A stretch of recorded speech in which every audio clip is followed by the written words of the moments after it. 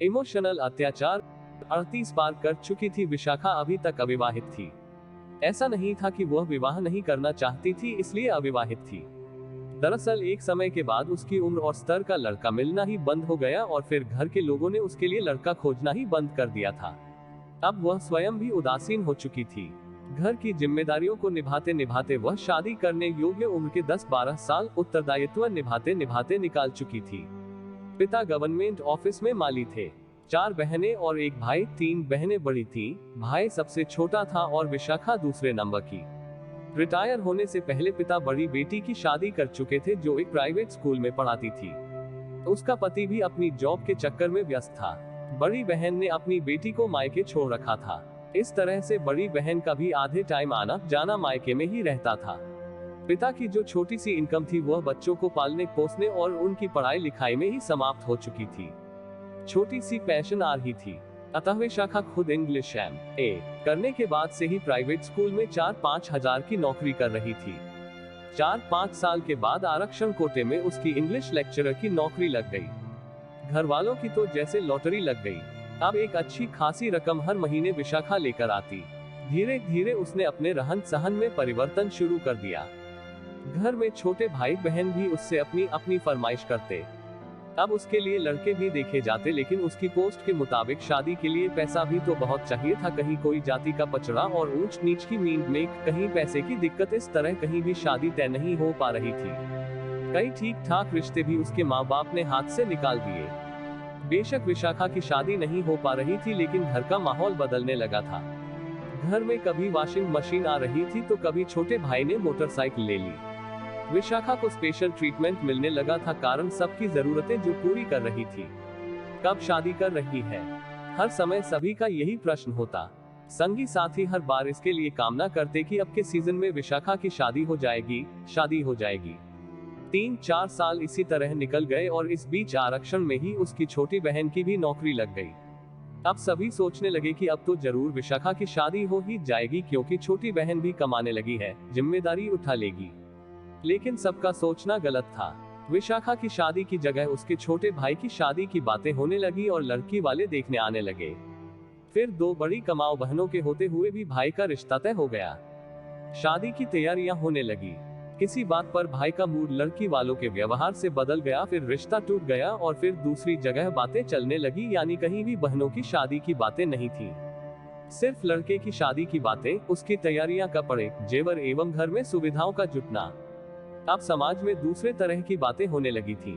घर वाले लड़कियों की शादी ही नहीं करना चाहते क्योंकि लड़कियां कमाती हैं और घर में सुख सुविधा का साधन है। एक लड़का है तो उसके ख्वाब पूरे करेंगे।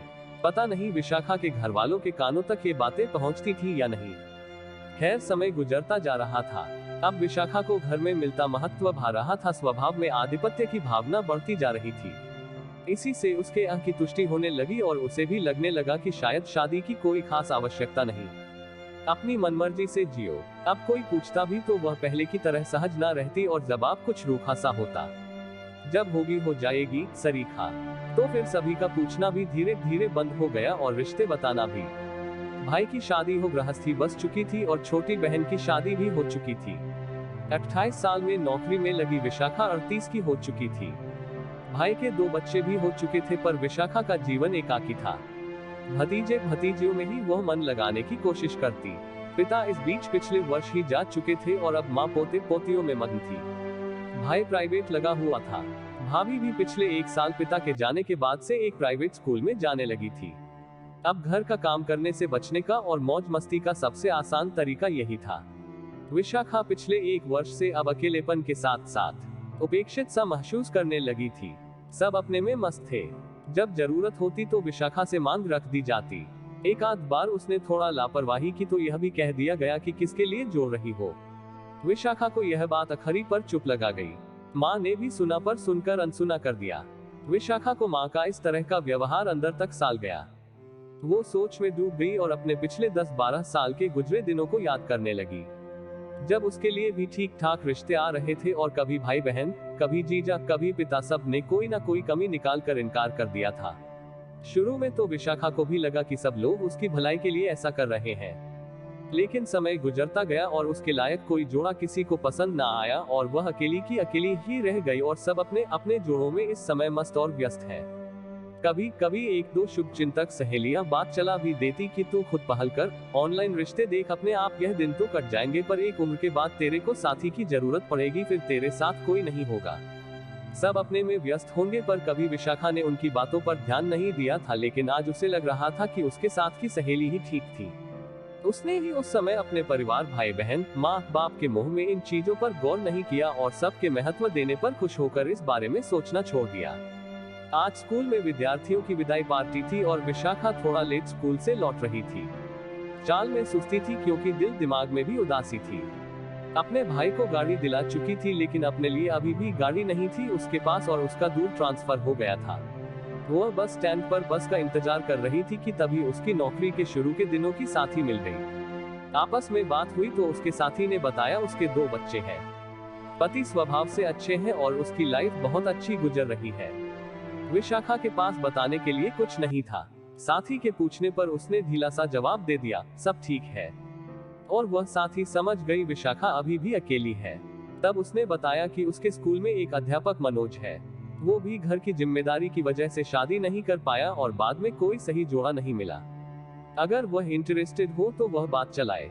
विशाखा ने बुझे से स्वर में कहा, मर्जी है देख लेना, बाकी घर में तो कोई इस बारे में बातें करता ही नहीं। तो उसने किसी से जिक्र भी नहीं किया। हफ्ता बाद ही उसकी सहेली का फोन आ गया कि मनोज अध्यापक उससे मिलना चाहता है, लेकिन अभी वह अपने घर वालों को कुछ ना बताए जब तक कि कुछ बात फाइनल ना हो। विशाखा को भी यही उचित लगा और उसने हाँ कर दी। संडे को मिलने का फाइनल हुआ। विशाखा घर में यह बताकर कि किसी सहेली के यहाँ कोई फंक्शन है, एक्टिवा लेकर चल पड़ी सहेली के घर। वहीं उसकी मनोज से बात हुई। 40 की उम्र के आसपास का था। बातों में बहुत सुलझा हुआ मनोज उससे ठीक ठाक लगा।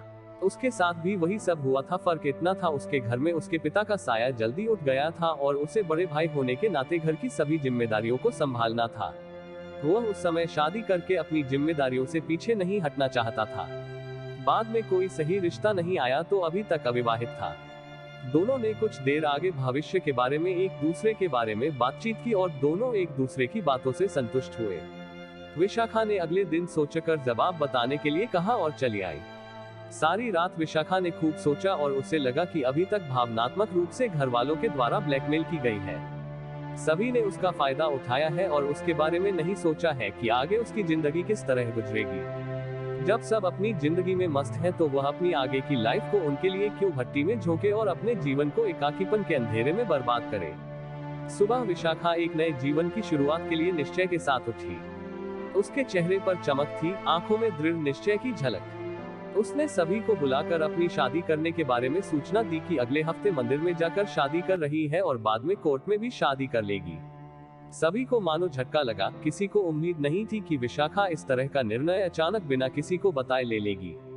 भाभी बोली उठी, अब इस उम्र में शादी? कौन है, किससे, कैसे? माँ के पास कौन रहेगा? बच्चों के पास कौन रहेगा? जैसे सवाल छोटा भाई एक सांस में बोल गया। आज फिर एक बार उसका भावनात्मक शोषण करने की कोशिश की जा रही थी। माँ चुप थी पर आंखों में सवाल भी था कि अचानक कैसे। लेकिन विशाखा जो निश्चय कर चुकी थी कि वह भावनात्मक रूप से प्रताड़ित नहीं होगी और उनकी बातों में नहीं आएगी, उसने दो टूक जवाब दिया, यह सब मेरी जिम्मेदारी नहीं है। मैं अपनी जिम्मेदारियां निभा चुकी हूँ और बाकी सभी अपनी जिम्मेदारी उठाने लायक हो चुके हैं। सभी उसे देख रहे थे, उन्हें उससे शायद इस तरह के जवाब की उम्मीद ना थी। अब मैं अपने बारे में सोचना चाहती हूँ, उसने दृढ़ता कहा। इस समय बुई माँ की आंखों में आंसू थे, शायद बेटी के बारे में सोच खुश थी और भाई भाभी चुप थे, जबकि भतीजे भतीजी तालियां पीटकर खुश हो रहे थे कि बुआ की शादी होगी, बुआ की शादी होगी, फूफा जी आएंगे। Written by Preeti Sharma, Purnima.